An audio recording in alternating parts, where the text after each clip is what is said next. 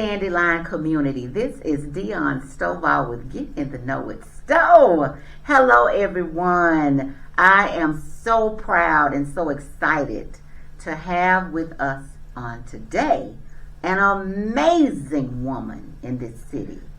I had the opportunity to meet her at the conversations and cocktails that was at the Cosset Library last month, and it was just something about your energy, Rachel. Just something about your energy. So I have an amazing lady here, y'all. Chantel, Miss Rachel Chantel. Hey, everybody. Yes. Well, community, I'm going to tell you a little bit about her, just a little bit. She's modest and humble, but my goodness, she's got a powerful story. Don't let this youthful, beautiful face fool you, because she has power behind this face. But Rachel, I love what you said about redefining what it means to be a social media influencer. Right? Thank you. Yes. I love that, and that you are creating your own lane as a cultural influencer. Yes. So, ladies and gentlemen, we've got an influencer in the house today. Yes. So, Rachel, you grew up here in Collierville, right? That's right. And you have, I love your background story. And I love how you take education seriously. Yes. You have a bachelor's in interior design. That's right. Commercial construction management. Yes, ma'am. And a master's in urban and regional planning. Yes. Wow. Give it up, community. Come on, give it up. Give us some snaps for that. And you're not done. You want to get your PhD. Yes. Is that true? That's true. And so you are determined to continue to grow and educate yourself so that you can be the best version of yourself in the work that you do. Absolutely. So ladies, Rachel, not only is she highly educated, she's led many efforts in this city to improve financial literacy, education, and community engagement among the youth and families in Memphis. And you had an event here in this city, didn't you? You're going to tell us a little bit about that later. Yes, ma'am. But you have a nonprofit. Is that true? That's right. So, ladies and gentlemen, she's doing all those things, and she also has a nonprofit that she's going to tell us more about it. But I love Memphis, Maine up, Memphis. Yeah, I love University that. of Maine. University of Maine, everybody. The University of Maine. Well, Rachel, that's just a snippet of who you are. And I wanted you on because you were just so intriguing. We were sharing information. It was as if we had known each other. Then we saw each other again, and then we talked again, and could barely get off the phone because we were just we was on in the such zone. a high. You Yes, know? it was in the zone. We were in a complete zone and looking forward to doing some work together. Absolutely. I'm excited. Well, if you would tell the community a little bit more about your work. How did you become an influencer? Talk to us a little bit about your nonprofit. How did you end up in this place and space? Okay. First thing I got to say is I'm just on the journey from God. That's the first thing. He is definitely using me as his vessel, as I have accepted him to do that. I asked him to do that. So I just want people to understand that this is not, it's bigger than me.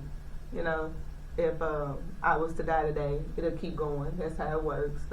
The dream keeps going, right? So I moved home in Memphis in 2020. Well, actually 2019, right before the pandemic started. And I remember March 16th of 2020 when my job shut us down, told us we're going to work from home. And I was like, okay. Well, I had nothing but time now to really just be on social media. And I always saw Memphis being shown, because I had just moved back from Dallas. Okay. So my algorithm was still feeding me stuff as if I wasn't living in Memphis anymore. And it was just very disheartening to always constantly see this city being shown in a negative manner. Yeah. And I was getting invited to a lot of curated events. You know, I would see it because I have cousins and stuff that were pretty popular, still popular here in Memphis, and I'll just tag along with them. And I'd be like, yo, there's some really dope creative people in Memphis, and it's not getting shown. Yeah. So I saw opportunity to just push Memphis people in a positive manner, and it started doing really well. And I have my own podcast. It's called Her Advice with Rachel Chantel and Friends. And I had my childhood friend and I had my female cousin on the show. And my childhood friend she's a lawyer now, and my cousin is an entrepreneur, and then I was going the education route. Okay. So I felt like it was a really good mix on this podcast of us talking about stuff. So between those two things, people were really tuning in because everything that we offered was more of a timeless information shared, like, just how to be a better version of yourself. And of course I was the spearhead because it was my podcast. They were just supporting me. Mm-hmm. But just three different women really trying to make it out here in three different lanes, and we're all being supportive. How do you find that? Because in our community, it's not a lot of support in a cool manner. It's always, I gotta hold on to what I'm holding on to because I may lose it, or I may feel like my opportunity is gonna get missed, which takes me back to God, because what's for you is what's for you. Can't nobody take away your blessings. Only you can stop that. Matter of fact, by you trying to hold on so tight, which is why you're not succeeding in life. When you become very generous in what you do, and see, people feel like when I say be generous, you immediately think of money, but that's not necessarily the case. You can be generous in your love, in your actions, in your words. There's so many different ways that you can help somebody. It's not always about money. All of us, I'm not rich. I'm not out here giving money away, but I've given my shoes off my feet. I've given my education. I've given my support, my time, just things that help somebody make it to tomorrow. Absolutely. That's all you got to do. Yeah. So at that time, it was really building out, and the algorithm was really liking me. It was very positive, I guess you can say. People were starting to be in my comments sharing it, because what I noticed about Memphis at the time, man, it's just the world in general. People love drama. People love being negative. So here comes someone being positive. They wanted to push me down. Actually, you lifted me up because you sharing and commenting. It's like the algorithm, like, who is this girl? So fast forwarding, I end up making it to a point that there was a bigger platform here in Memphis, and they asked me to be a part of the podcast, and I did it for a while, and I was the creative director for that. And we would be invited out to more curated events, just a little scalar up, like not so many of trying to make it entrepreneurs, like small businesses kind of already got their feet out there, wanting to get more exposure. And so when we would go to those events, I saw even a bigger opportunity of making organic reels and storytelling for them to put it on this platform. And when I would do that, I tripled like 200, 300, 100%. Like, it was crazy. Wow. And I said, okay, now let me really pay attention to the algorithm. So now I figured out what Instagram's algorithm would like, and I said, okay, well, if I could do it for this person's platform, then I should be able to do it for my platform. And it worked. And it worked. Wow, and that took how long? What was that span of time? About 2 years. Okay. So, about 2 years. Okay. So now we're looking into like 2022. And must I say, I'm still in school because I work at a university. So I go to school part-time for my master's to be free. So I'm in school during this time too. Can't let that go, because one thing about it, you can't, education, like this Instagram stuff is fun and everything, but you don't know if it's going to pop or not. You don't know what's going to happen. But my education, it ain't going to go anywhere. Absolutely. So I'm still going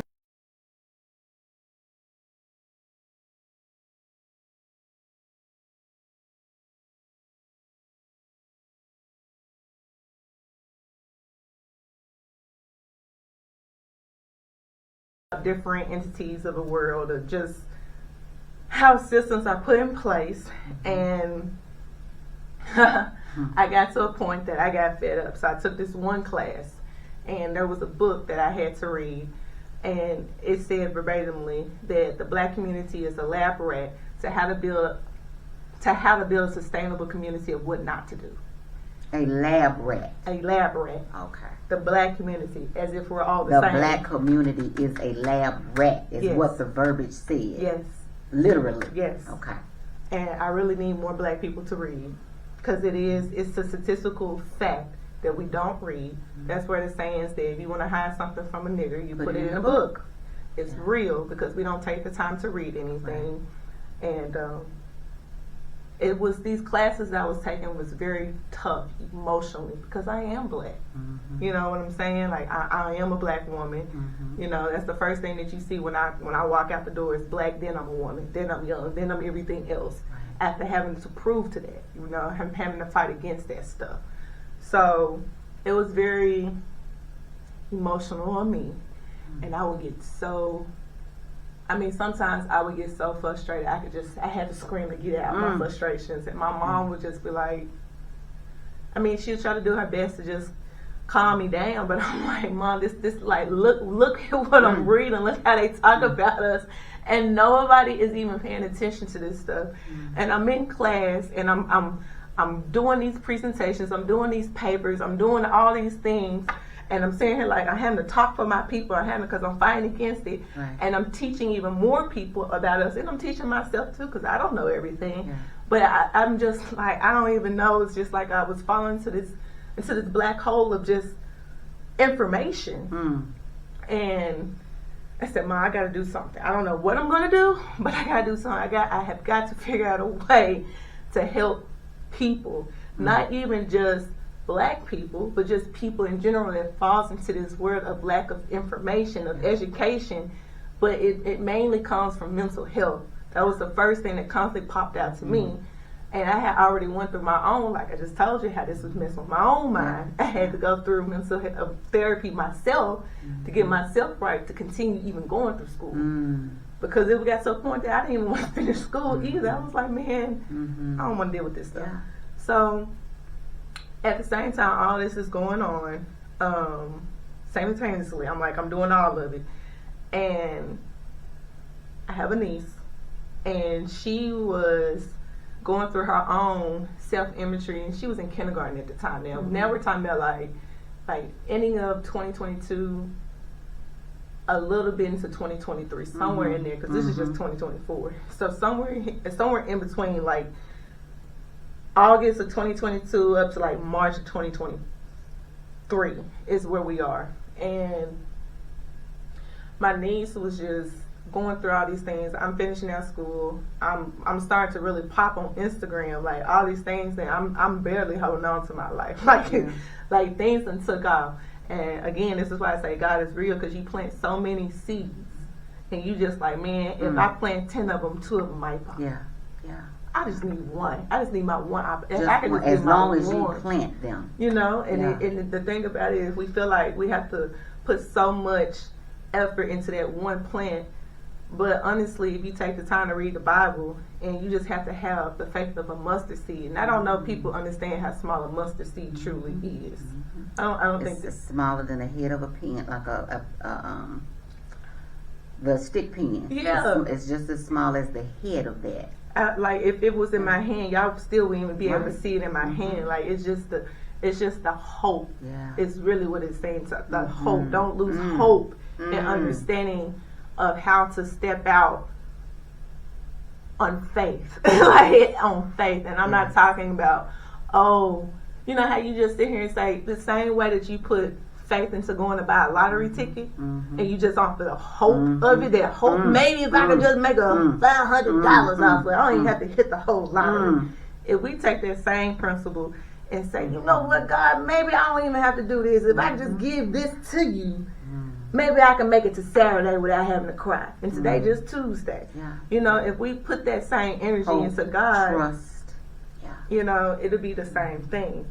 And so my niece was going through her situation and was trying to figure out her own self-imagery. And, you know, kids, they can read through when you tell them the truth or not. They haven't learned how to lie yet. They have not learned how to social cues just yet. And she was going through her own self-imagery, and so was I.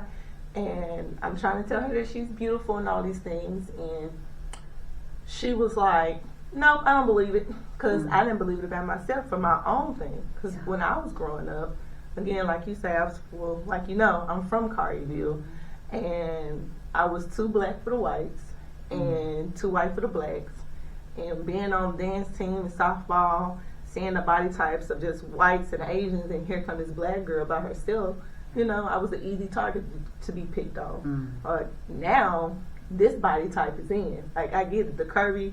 Yeah. And it's crazy that it took a white woman, Kim Kardashian, to make my body type acceptable. Because I remember when that happened, but before that, I was Unacceptable. right. I was unacceptable. Yeah. I was a Jezebel. Yeah. What literally is how they would call my body type. Like, I can control my body type.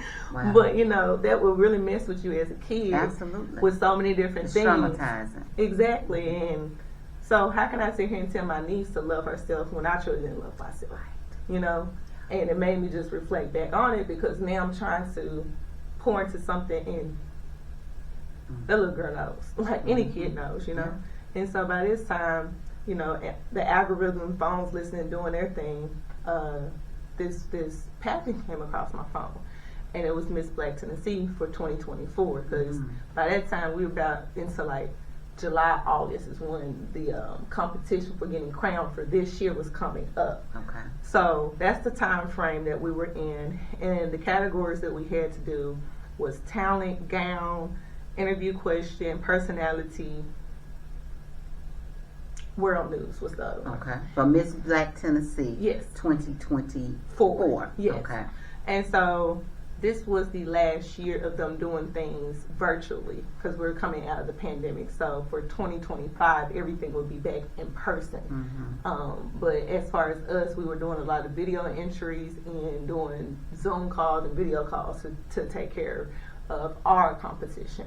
And so when we had the ceremony, it was just for a crowning. And that was in Nashville. I think it was December 15th. It was right before the holidays. And you were one of the participants in Miss Black Tennessee. Yes, okay. Yes. And so just going through that, and volunteering too. That was another thing, community service. Yeah. I don't count that stuff because I was doing that before this pageant. Like, honestly. That's a part of your passion. You know, it's something just that you do. Yeah, that's just who I am. So I didn't even enter my volunteer hours for that, because if I was to put that in, they wouldn't believe me anyways. My volunteer hours is over 400 hours. I'm not, let somebody else take that. I'm here to make my niece understand how to love herself. I ain't really into so that the stuff. Trajectory to enter the pageant, you were still thinking about how you can help your niece. The whole reason I entered was for my niece. That was it. I needed to show her how to love herself, and for her to see that crown and sash across my chest, I was literally a live Barbie for her. Like, I was a queen. Like, to see her smile up and look at me the way that she did, you can't buy that. I honestly did not care about this crown, and this was very selfish for me and my family. Like, that's cool. If I win, cool. If I don't, I still win. Yeah. Like, regardless, I'm winning. But in the process, you identified that you still needed to work on some self-love yourself. Absolutely. During that whole process, yes. It kind of woke up what I had already suppressed in myself as a child, because I did pageantry as a kid. And I will always win first runner-up. I will always be the first to lose. And I would be told that, you know, this is the furthest you're going to go unless I'm a video vixen. Why are you telling a 13-year-old that? Well, it's because I'm black. That's it. That's the only reason you be telling a 13-year-old that, you know. And the video vixen back in 2009 was Superhead. So imagine me being 13, coming back home, trying to figure it out, asking my older brothers, what is this? Like, what is a video vixen? Learning who, like, it was... So you telling me basically I'm only good enough to be a hoe? Wow. Like, what? Like, I don't understand. How do we get to this point? Okay. And then going back to school to be constantly bullied for being a black woman. And riding the bus, my doggone neighbors would say I live in the ghetto. Well, if I live in the ghetto, boy, you do too. You live 3 houses down. That don't even make sense. So people, when they learn that I'm from Carterville, they want to think, oh, well, you had it good. What makes you feel like I had it good? I'm still black, too. It doesn't matter. I mean, look at LeBron James. They still write nigga on his thing, and he's a multi-billionaire. You can't run from racism in America. So I stop trying to put my success or my value inside of something that can't be controlled. Right. But you know what can be controlled? Our education. Absolutely. You can't take that from me. Absolutely. And you can't win when it comes to that. Because I'm going to outsmart you every time. I'm not going to play these games. Yeah. Like, I'm not. And that's where my passion came from when I was younger. My dad would always just constantly put education. I can't take that from this, that, and the other. Constantly hearing it. And now it's instilled in me. So, I will get everything. And so after the pageant, is that where you had an epiphany that you had to take the next step and start your nonprofit? Oh my gosh, I'm so happy you brought me back from my tangent. So, yes. So now, I got my 15 minutes of fame. People are listening to me now. And I'm talking to my mom on the phone, and we're just blown away because now we're sitting back, and she's blown because every seed that I have planted since I've moved home has prospered. And I mean, we ain't talking about no little seed. We're talking about Jack and the Beanstalk. Like, and I'm like, God is so real now. I'm like, all right, so this is my 15 minutes. And she reminds me, this is your moment to do something about her and my uncle. It was a 3-way call. Let me not leave him out. And they reminded me that this is my obligation to do something where I got all eyes on me. So I went ahead and I did this. Remember, I had to wait till I get crowned too. So after I got crowned, this was right before, I want to say there was this party. So we're going to say from December the 18th to May 2nd. That is less than, because now you can't count December. Because we're going into holidays. Ain't nobody going to be working. Right. You can't count January. Ain't nobody working. So we really got to hit the ground running between February and May 2nd. So what is it, like 90 days maybe, somewhere in there, right? Yeah. But I'm telling everybody what I want to do. I'm like, hey, every time I meet somebody who got some money to them, some clout, some actual credibility in the city, I want to put a mental health event together in May. I want to do this. I'm telling them every time I meet them, they're like, okay, just, follow up with me. I'm like, okay, I will. So between that December the 18th to February 1, I am constantly talking to God. I said, I don't know how we going to do this, but you ain't bring me this far just to bring me this far. You ain't bring me just to this point, because I'm having dreams of being able to affect one person's life. I'm not trying to change the world. I just want to help one person. That's all I'm supposed to do. That's all he want me to do. So I'm literally sitting here talking. I'm not exaggerating. I didn't really understand. I'm not exaggerating. It's like I talk to him like how I'm talking to you, because that's just who I am. I talk to him like I'm having a conversation. You know what I'm saying? On a regular basis. I'm literally talking to him like that. And so I'm like, what do you, you're going to have to talk to me. Like, I don't know what to do. And so now we're in between this, and I'm telling people what I want to do, and it sounds good. Remember, we in Memphis. How many people in Memphis are actually supportive? Right.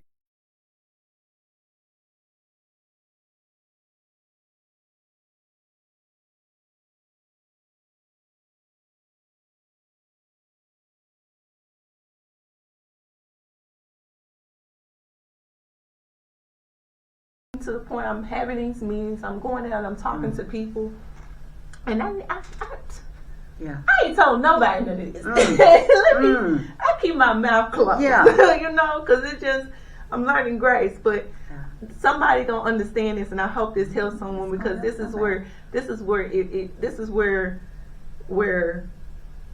what's the word I'm looking for? This is where success is broken, because how bad do you want it? Because I don't think, I barely wanted to go through it, so I don't think the weak could have went through this. But if you want it bad enough, this is what I need people to understand. I was taking meetings with a lot of powerful people in this city, and they would tell me, yeah, they'll help me, yeah, we'll do this, we'll donate, we'll sponsor. I was just Rachel Chantel. I didn't have a nonprofit. I didn't have something for them to write off.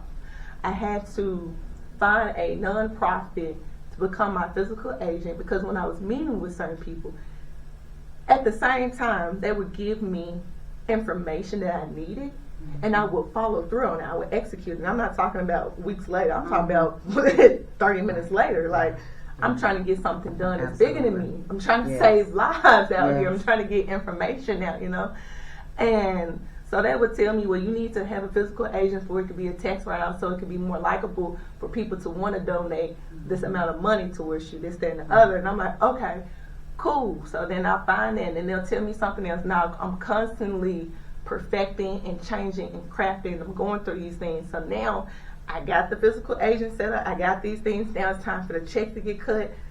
And remember the time frame, because that was the other thing people were saying was like, well, why did you wait until February? You should have did it back in before December when people were looking for a tax write-off. It's always, the freaking target is always moving. You know, it's never good enough. It's never good enough. And I was, see, now you trying my gangster is why I'm at the point now. You want me to break. It's how I'm starting to feel for some of these people. And some of these people were getting to the point that they felt like I needed them to be successful. I don't like it because I don't have faith in men. I don't have faith in humans, not just like not man or female. I don't have faith in humans. My faith is in God. Because if I told you my true story of how I got to this point, a lot of y'all wouldn't never even got out of bed, to be quite honest, the crap that I've been through. So I'm going through it, and my physical agent falls through, by the way, after I have collected some checks from some people. That falls through. So now I have to go back to the same people who cut a check, because now the money's going to get returned. And we're 2 weeks out from my event too, by the way. It's 2-3 weeks out. Like, I'm constantly now the word is out there that, hey, this because I'm Miss Black Tennessee.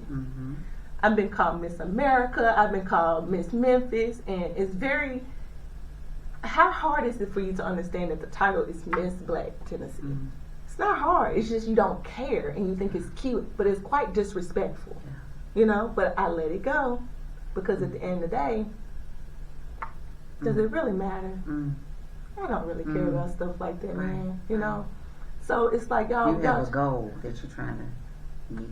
Exactly. For the community. You know, there's a lot of people out there that really truly, and I'm going to these people who say they're for the community. You're for yourself. You're quite selfish.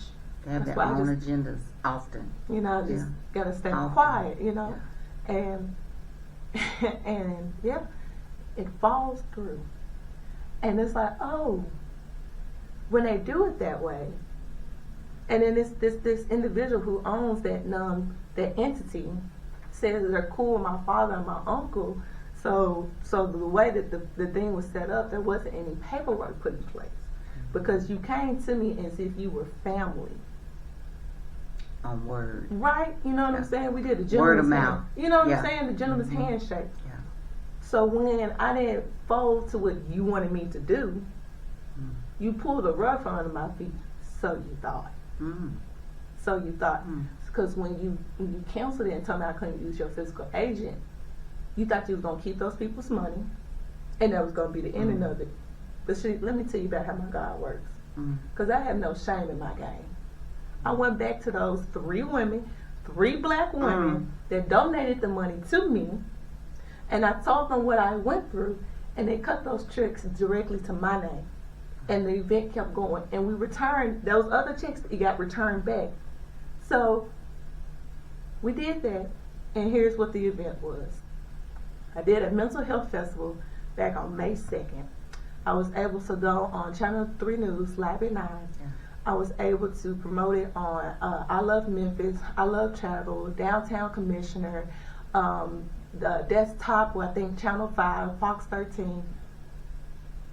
I don't even know how I ended up making all these connections with these people. So you were able to promote, market, advertise. Everything. And this is all me, by the way. I had some other people that said that they was going to help me, but to turn it, I'm a strong individual. And I'm a strong individual because the individuals that started the race with me end up being a part of the, oh, this is a Stop the Violence event, oh, Miss America laughing at me and all that. And it was hurtful because you said that you wanted to do something as well, but when it come down to it, you're not willing to put the work in. And then it's easier for you to join the bandwagon of making fun of me than it is for you to stand alone. But remember what I told you. I've always stood on my own. Mm-hmm. I've always been on my own. And that's why you reminded me, Rachel, after talking to you. You know how I feel about the dandelion. And after talking to you, I just thought of the dandelion standing in the wind. That's a beautiful view. Yeah. We know that it is the most resilient plant. Yes. Okay? Yes. Weed, flower, whatever you want to call it. Yeah. Because it's all of the things. Yeah. But it stands alone. Yeah. It does. It truly does. And when I think about what your purpose was and what your purpose is and your journey to this moment right now and the seeds that have been dispersed out already, I can only imagine the lives that have already been impacted and the lives that are going to be impacted. I'm excited because when we did this event, it was at Bridges downtown.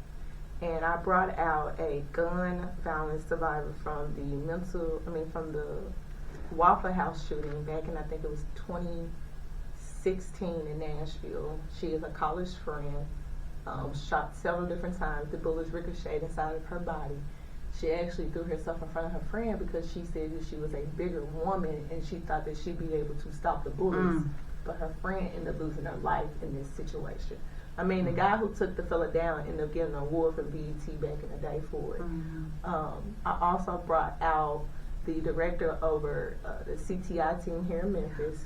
He's a police officer, and he talked about how you can call. See, a lot of people don't know this in the black community or in the community in general, right?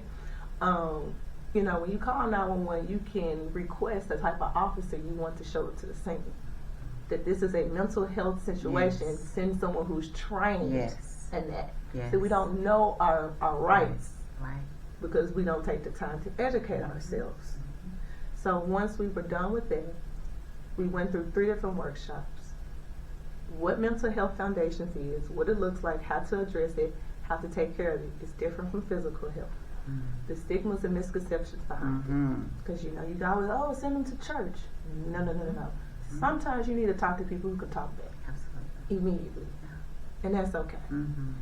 But my favorite portion, which is something that we all need, is coping mechanisms. When you are triggered, how do you de-escalate and walk yourselves back to who you want to be?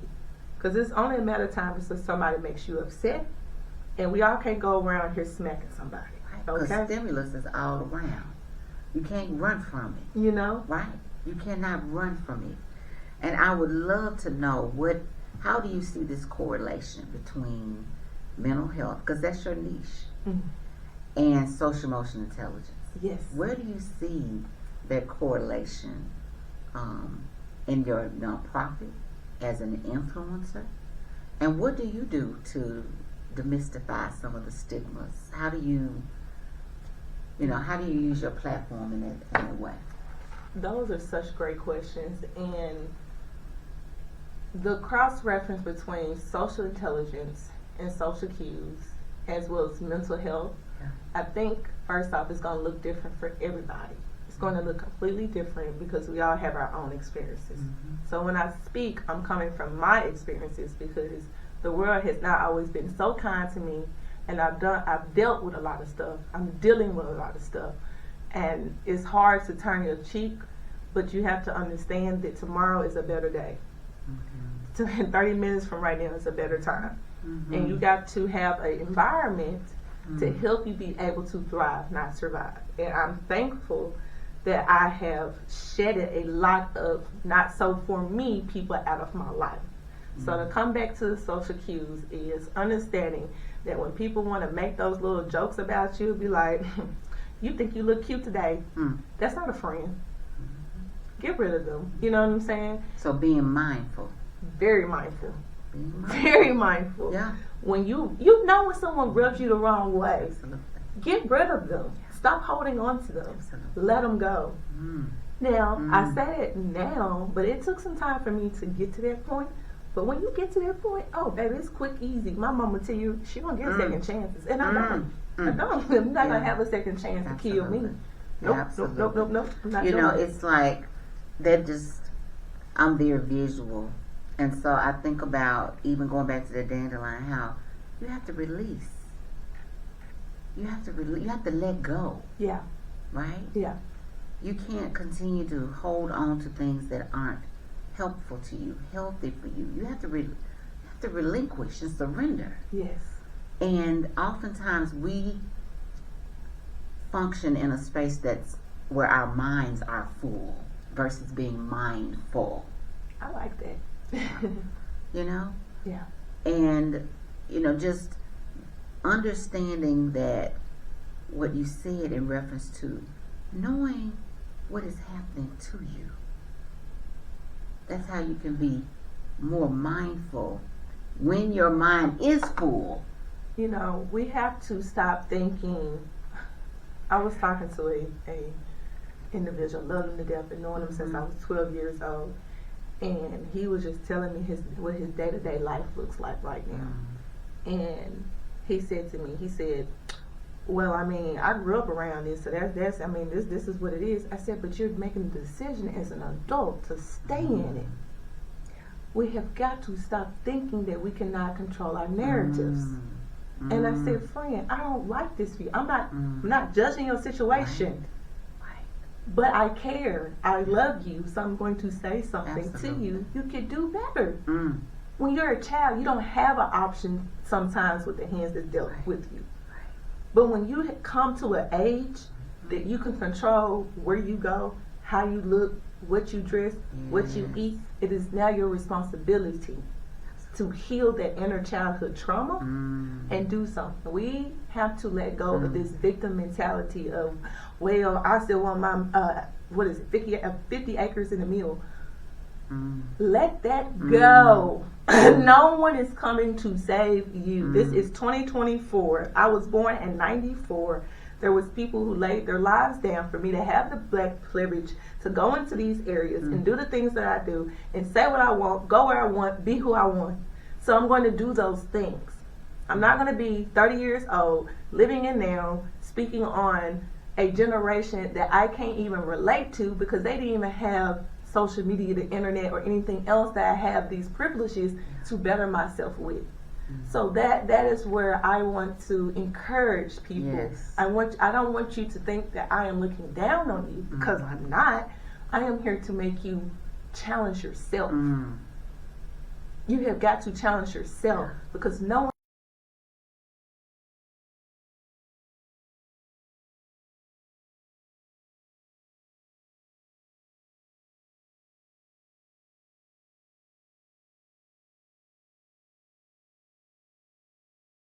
give you what you want. You have to work for it. Let me ask you something, because you just sparked something when you said that. So when you think about social media, it has its good, it has its negative, and it has its positive. Where do you find your balance as an influencer and working in the community, in school, constant scrutiny, right? Yes. How do you find your balance as you're encouraging the audience right now, the Dandelion community, which is made up of all generations? Yes. Okay. Yes. How do you find balance, and how do you encourage people to find that balance when we're thinking about mindfulness, living in the present, and trying to find peace with having so much on our minds, and then looking at that social media constantly filling up our minds even more? How do you do that? How do you find balance? Let me ask you this. What do you like to do? I love to read. Okay. I love to dance. I like to find joy in anything that I do. I'm looking for places and pockets of joy. And I love nature. Perfect. So, how do you control your social media? Your timeline should be nothing but books. It should be nothing but nature. It should be nothing of laughter, of that. When you don't like it, you should not like it. You should mute it, and you should teach your algorithm what to put in front of you, so you can stay focused on what you like. So train your algorithm Yes. on how to respond to you. Right. Just like you would train people on how to treat you. Ooh. Say that one more time. Yes, train people on how to treat you. Stand in your boundaries. See, boundaries for me is not a way to keep you out, but the way to keep you in. Because if I teach you on how to treat me, then we could stay there because you'll teach me how to treat you, right? So that's what that is. That's a friendship. That's a fellowship. That's what's supposed to be there. That's how your environment helps you thrive, not survive. I don't want anything around me. See, I don't drink or smoke. I ain't always been like that. 5 years ago, I was at a point of depression and anxiety. That's why I went and spoke to someone, because I was so angry all the time. I was just so angry, and my heart is so big and so loving, and I cannot understand why people would treat me so bad, and I'm treating them so good. I would give you the best version of me, and you giving me the worst version of you. I don't deserve that. I don't understand why you treating me like that. What have I done? You see, everything I'm saying is but I ain't do nothing but not get rid of you out of my life. So to come back to your question there, I do not want to be around anybody that wants to try to encourage me to smoke or drink when I just told you I don't do that. You gotta go. If I'm trying to better myself, you know. So that's how you do that. That's how you influence, and that's what I want to influence people to be who they want to be, and be better people, man. You know, smiling at a person can save a life. Telling someone you like their shirt can change a day. You know, just taking the time out in that moment to be mindful, and present. That's it. To seek out ways that you can be positive and not negative. And that's the generosity that I was talking about earlier. That costs you nothing. It costs nothing. It costs you nothing to be kind and respectful. You know, it's a fact that smiling uses less muscles than frowning. There's a reason it's like that. That's why you got 2 ears and 1 mouth. There's a reason. But we have put so many other isms in front of humanity, and it shouldn't be that way. And remember, I have studied this information, and I am making it a focused, intentional thing to learn this information and come back and actually make it useful to the community and be relatable. At my nonprofit that my team and I are creating, I want it to be for the people, by the people. I want it to be acceptable of the culture. I want to come in the same way. We're coming in the same way Netflix did and disrupted the system. That's what Main Up is about. We're coming in and we're disrupting the system. Because if the system had something of a competitor of it, would it still be the same? I don't know. We're going to find out. I don't know. So you're a disruptor. Yes, I'm a change maker. I love when people want to call me a troublemaker. Okay. But I'm a change maker, and that is a trouble because I'm kicking up dirt where it shouldn't be in the first place. It shouldn't be like that. And this is coming from how I went through so much stuff, and I just want to take the moment for everyone to heal from the things that we don't talk about. And I don't care if it happened to you 20 years ago, 20 minutes, 2 hours. I hope you heal from it. Because we have a lot of stuff that we hold on to and we don't talk about, and it affects us all, and it starts to be a part of our character and our personality. And it's okay to not be okay, y'all. It's totally okay to not be okay. We all have went through things. We all have started at a different point in life. But it doesn't mean that your story is greater than my story. That does not mean that. We all have our own purposes. So we got to carry this thing together and make it lighter and better for all of us. No one's coming to save us. People forget that America is a company. This is not a country.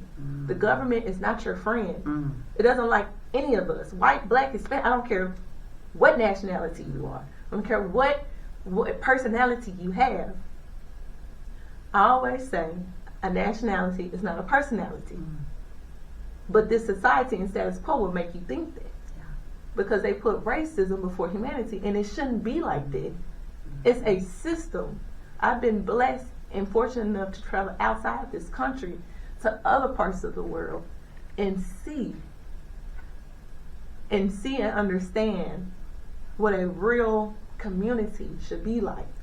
And we don't have that here because we're forgetting that when Queen Elizabeth put her trash on that freaking ship and sent them over here, it's because she didn't want them in her country anymore or on that side of the world, so she got rid of them. So the ones who found this country were not good people. They're not. They came over here and took over land that already belonged. Do y'all truly think that they put 3 million people on a ship and brought black folks from Africa over here? That is not true. Think about how they gonna do that.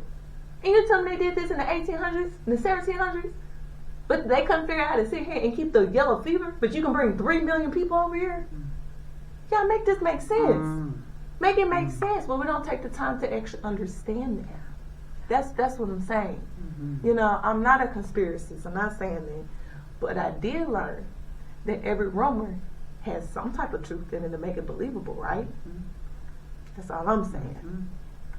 There's a certain amount of data that is factual. Right. In every rumor. You know, America is, and don't get me wrong, I'm not saying I'm not patriotic or whatever else. I am American. This is the only country that I've lived in. God knows I'm trying to go somewhere else for a couple of years, but we'll see how that life works. But I say this, America's system has been put in place.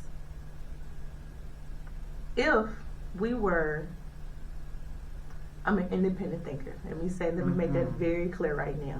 I'm independent. I don't care about your gangs of who is red and who is blue. I do not care. I am the gang of God, because at the end of the day, that who has the last say and the first say in my life. The rest of this is just a way of the humans, whatever y'all want to do, and it's a way to keep us divided, to be quite honest, because I don't see neither one of them sides trying to figure out how to make affordable living for anybody in Memphis, Tennessee at this current moment.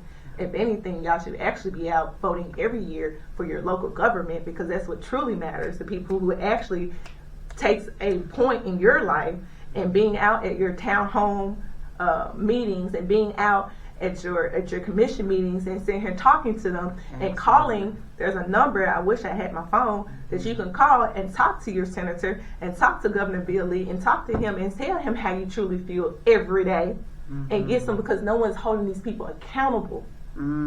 That's the thing. You want some change in your life, you're going to have to hold them accountable. Now, someone's going to sit here and say, oh, well, she's just an angry black woman. You can call it what it is. I really don't care, because I know I'm not angry. I'm passionate, I'm ambitious. And then you like good trouble. They just want to silence to keep their own agendas in place. And that's the thing about Americans' government. Once you study and seek out the truth for yourself, no matter what your truth looks like, if you are a person, and I just really want to encourage people, if you like to talk about wood, then study wood. If you like to talk about makeup, then study how makeup is made. Yeah. That's all I'm saying. You don't get on TikTok and you listen to someone who gives you their opinion and it sounds good, and then you go out and you spew that information, and then you meet another truth seeker, another change maker, another troublemaker, or whatever you want to call it, and they question your theory, and then you get upset with them because you just took what you heard off of TikTok. But now nothing factual. Nothing, because that's just where we are now. We're at that stage of life of information being so quickly given to us that we don't take the time to learn how to think for ourselves. And fact check. And that's it. And so that's and I'm gonna bring it back. So that's what Made Up Memphis is about. We really want to help people understand their mental health. I have vetted my professionals, my therapists, myself, talk to them, making sure that they do provide the environment of safety, securing, in a place that you can be heard and seen. That's very important to me. I don't tolerate no disrespect. I don't tolerate the BS. We're not doing that, because this mission is from God. So I cannot allow a golden Trojan horse inside of something so sacred to a kingdom advancing technology system. That's number one, to disrupt, because it takes a lot of courage for you to even sit here and say, I need some help. Absolutely. Ooh, Rachel, you've given us so much. I want to bring something back, though. I want you to uh, share with the community something you shared earlier about on your journey as you were, going through the pageant, and you identified, you know what, I've got to look inward at, do I have self-loathing, where I value myself, my self-worth, loving myself. What space are you in now? I remember the moment when I cried out and I broke down, and I was like, why don't I love myself? Why don't I like myself? What have I done? What do I need to change about me for me to feel like I'm better? Because I don't understand why I don't like myself. Is it because I think is it because other people don't like me is why I don't like me? Or is it because I'm a black woman and I see so many other people having an easier life, and if I wasn't black, would my life be easier? Or is it because I'm inside of a landlocked freaking city, town in America that doesn't even care about black people at all? Like, I don't understand. Like, can I have enough money to just be able to do the things I like to do? Or am I just weird? Like, what is it? I remember that time that I broke down. And I remember reading the Bible because I was also trying to figure out, I gotta have some peace. I can't take on everything and change it overnight. And I've tried. It doesn't work, and I'm burning myself out from this. And I'm only 29. That is what I was thinking. What is wrong with me? All my friends are married or they have kids or they're in a relationship, and I'm just sitting here like, I think I'm a good person. I don't think I have any problems. Maybe I am. We all go through it, right? And so now that you asked me that, and we're like 10 months later, I think I released it.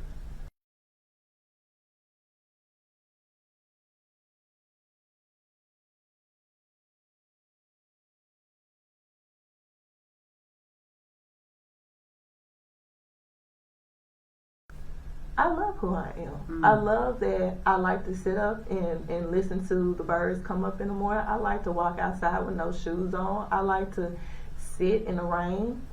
I like to go work out without my wig on in front of white people because I can. It takes a lot of confidence. I like to go out and eat by myself. When I go out and people are like, oh, it's just one. I am the one. Where's my table? Absolutely. I've learned that. I've learned to be okay with being with me. I've learned that. And I've learned that, not a lot of people have the confidence to look themselves in the mirror and say, hey, this is what it is. I love me. That took a very long time. I did a lot of affirmations, and I always tell myself, you are beautiful. You are nice. You are kind. Yes. And I journal, and I look back at my journal from a year ago, and it's crazy how much growth when you seek out, when you focus on what matters to you. That's it. Ooh, When you get sick and tired, and that's something that, for me, when I get sick and tired, that's when it's laser focused on what I need for me. What I need for me. And it's a continuum. I have to continue to practice. It's not just, I've arrived. I'm continuing to learn things about beyond. Every day. Yes. Every day. Well, Rach, you have given us so many amazing nuggets. Audience, Dandelion community, oh my goodness. I cannot wait to hear your feedback, Rachel. You've given us so much to think about. So much to ponder. Did we get to your question? Oh, yes, we did. Okay, good. Tell the Dandelion community where they can find you, where they can follow you. What do you have coming up next? Yes, so please follow me on all platforms. It's Rachel_Chantel. You spell my name Racheal. When you feel like it's wrong, it's right. You can follow Mane Up, that's MANE_up_Memphis on platforms. We have our financial literacy program starting to kick off in March. So if you follow us, you'll keep the date But what we're doing is we're taking individuals from 11 to 25 and their families, because your environment got to help you thrive, not survive. Yes. So everything that we do in our nonprofit is family oriented. Everything. I want everybody, don't leave them kids at home, bring them with you. Parents, kids, you see this, you want to come, you tell your parents, because we all need to help each other, right? So at this event, we're going to go through what a financial institution is versus a credit union. We're going to go through credit management, how to budget, how to stick to a budget, how to avoid payday loans, and what predatory lending is. And so then we go through real life scenarios.